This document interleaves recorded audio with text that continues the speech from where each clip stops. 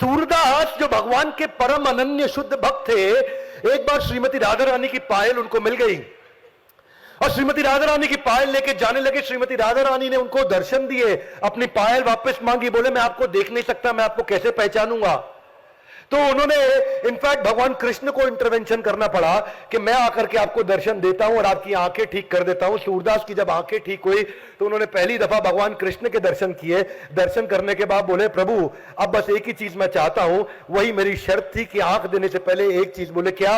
अब आपके दर्शन देने के बाद ये आंखें दोबारा ना बचें, क्योंकि आपको देखने के बाद मैं संसार में कुछ नहीं देखना चाहता। तो जो भगवान का शुद्ध भक्त है, जब उनका भी एक क्लियर हो जाता है,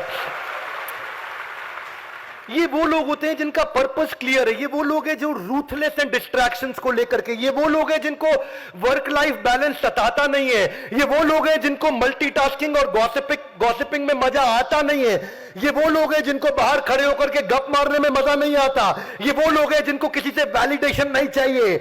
और जो इनके अलावा लोग हैं उनको थोड़ा सा सफलता मिलता है तो उनका अभिमान बढ़ने लग जाता है। कुबेर एक दफा काफी अभिमान में आ गए थे, उनको लगा 14 भौतिक लोगों में सबसे बड़ा मिलियनियर बिलियनियर मैं हूं, ये किधर तुम अडानी की और इलॉन मस्क की बातें करते हो, मेरा नाम कुबेर है, हल्के में ले रहे हो मुझको। कुबेर काफी एक्साइटेड थे। और कुबेर एक्साइटमेंट में सोचे ये कई लोगों को मेरे बारे में पता नहीं लग रहा, ऐसा करता हूं एक डिनर का अरेंजमेंट करता हूं, एक सेलिब्रेशन का अरेंजमेंट करता हूं। कुबेर चल पड़े, उन्होंने सारे देवी देवताओं को बुलाया, लेकिन बुलाने से पहले उनके आराध्य देव भगवान शिव उनके घर गए, जाकर के कैलाश में बोले प्रभु आपकी कृपा से सब कुछ है, बस आपके दर्शन चाहता हूं और चाहता हूं कि ये जो मैंने डिनर अरेंजमेंट किया, एक सेलिब्रेशन पार्टी करिए जिसमें मैं सारे देवी देवताओं को बुला रहा हूं, आप भी जरूर आइए। भगवान शिव बोले मैं वैरागी, मैं किधर जाऊंगा। अंदर से समझ गए थे किस चक्कर में आया है, ये दिखाना चाहता है मेरा धन ऐश्वर्य है, ये दिखाना चाहता है। इसके आगे भी श्लोक भी आएगा अगला, भोग ऐश्वर्य प्रसक्ता नाम। अरे वो कह रहे भगवान को आइडिया लग गया, गड़बड़ आदमी दिखावे के लिए बुला रहा है मेरे को। भगवान ने कहा मैं वैरागी किधर जाऊंगा और मैं क्या खा पाऊं, मेरा जो छोटा बेटा है गणपति गणेश, अलाउ करो जरा उसको भेज देता हूं, वो मेरी अटेंडेंस लगा के आ जाएगा। हाथी के पांव में सबका पांव आ जाता है, गणेश जी के पास वो शक्ति। बोले प्रभु बहुत अच्छा रहेगा। अब सब देवी देवता पहुंच गए, आराम से बढ़िया डिनर चल रहा। गणेश जी थोड़ा लेट आए जानबूझ के। गणेश जी जैसे ही एंट्री मारते ही बोले बहुत भूख लगी है, भोजन लेकर के आओ। उन्होंने कहा ठीक है, आइए आइए, स्वागत है आपका। 56 भोग लगा दिया गणेश जी के सामने, भगवान को भोग लगा करके पूरा, थोड़ा भगवान के भक्त भी थे कुबेर, वो फीलिंग वो था उनके अंदर, वो सिंसियरिटी। भोग लगा करके बढ़िया से गणेश जी को खिलाया। गणेश जी के सामने जैसे ही प्लेट आई, नैनो सेकंड के अंदर सारी प्लेट खाली। वो हैरान, बोले और लाओ, तो वो और लेकर के आए। वो गणेश जी अगले सेकंड सब खाली, और लाओ, भूख लगी है बहुत।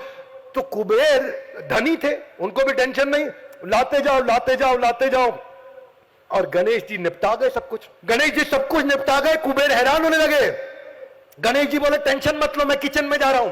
किचन में चले गए, वहां कट्टे पड़े चावल के दाल के, इतना बड़ा जहां कार्यक्रम सत्संग का हो रहा है, पीछे भी किचन में दाल चावल सब होगा, बलभद्र प्रभु ने अरेंजमेंट किया होगा।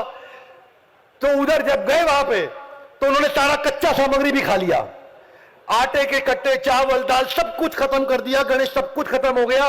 तो वो जो सोने की थालियां थी, चांदी की थाली थी, बर्तन थी, गणेश जी वो भी खा गए।